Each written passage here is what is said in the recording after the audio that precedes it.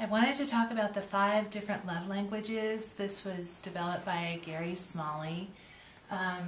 You may have heard it before, but there are some excuse me, new applications that I think are very interesting. The 5 love languages, just briefly as an overview, these are just ways that people can give love and feel loved.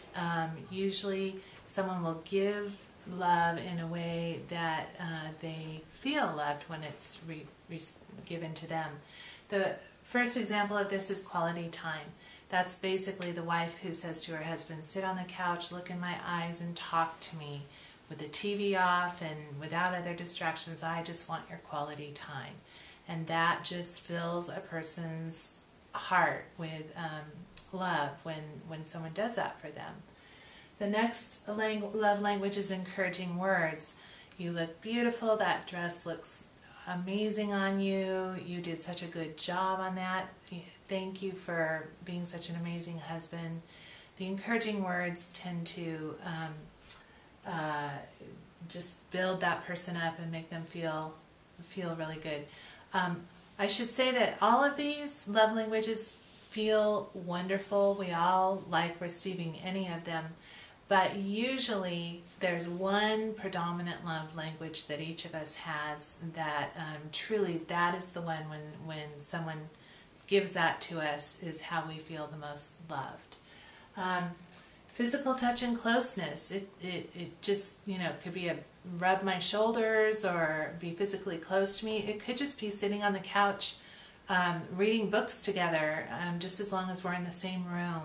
But I just want to be near to you, and that is a love language that doesn't even involve words. It's just a matter of being together. Number 4 is the gift giving. Doesn't have to be expensive. It's just I was in the store, I thought of you, and I got you this whatever.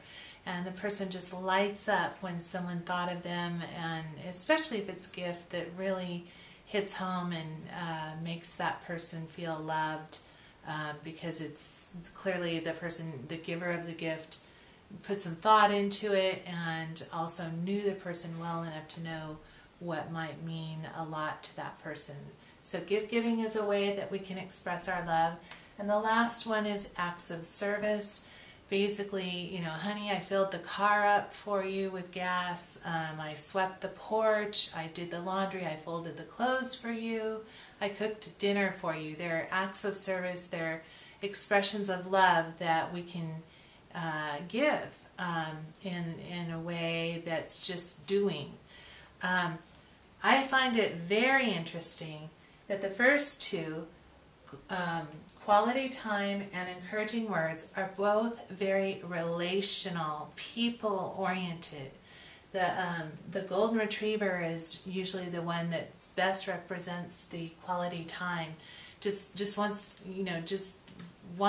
to be with you and have it be good quality. The otter represents so well the encouraging words. The otter personality is usually the extrovert and oh my gosh, you look beautiful today, and good job, do it again, that kind of personality. So they're both very people-oriented. The physical touch and closeness, again, that can go either way because it can be very people-oriented because it's relational and you're relating to other people. But it can also be an act of service, which is more the left-brained side, because it can be, doing an act, rubbing someone's shoulders or hugging them or, just caring about them that way. So this one can go either direction. And then the last 2, I think, are really more in the beaver lion personality trait. Gift giving is it's an act. It's doing something. It's going and finding a gift and buying it and wrapping it and giving it to a person. Acts of service, definitely very beaver, task-oriented, lion, goal-oriented, get the job done, do a task and complete it for the one I love. What I also find very interesting is The people who are quality time and encouraging words, love languages, most likely, in my opinion, will be the people who struggle with overeating.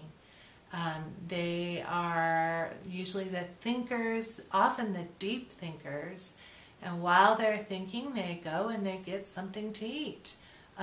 Or as they're processing, that's a time when they might, or writing a song, or those deep thinker people, they often accompany that with food. Whereas again, the gift givers, the acts of service people are so busy going and doing that they really don't have time to eat. So just part of my theory. It helps, I think, in understanding that we need to grow. We may be very good at quality time or encouraging words, but that, you know, we are to grow ultimately, I believe, to be like God's Son. Jesus was the perfect giver of all 5 love languages, and he did all of them well. I can say for myself, quality time, encouraging words, those are my big love languages. My husband is acts of service. To love him in a way that he'll really feel loved, I need to grow in the area of doing acts of service, which is usually the last thing that I would think to do. I'll sit and talk on the couch or give him encouraging words, but really the way he would feel the most loved is if I did things for him. So that's part of dovetailing in with what my 30-day journey is about, to try to develop that love language more, which ultimately I think is going to flow over into my weight loss too. So it'll be fun to see. Thank you so much.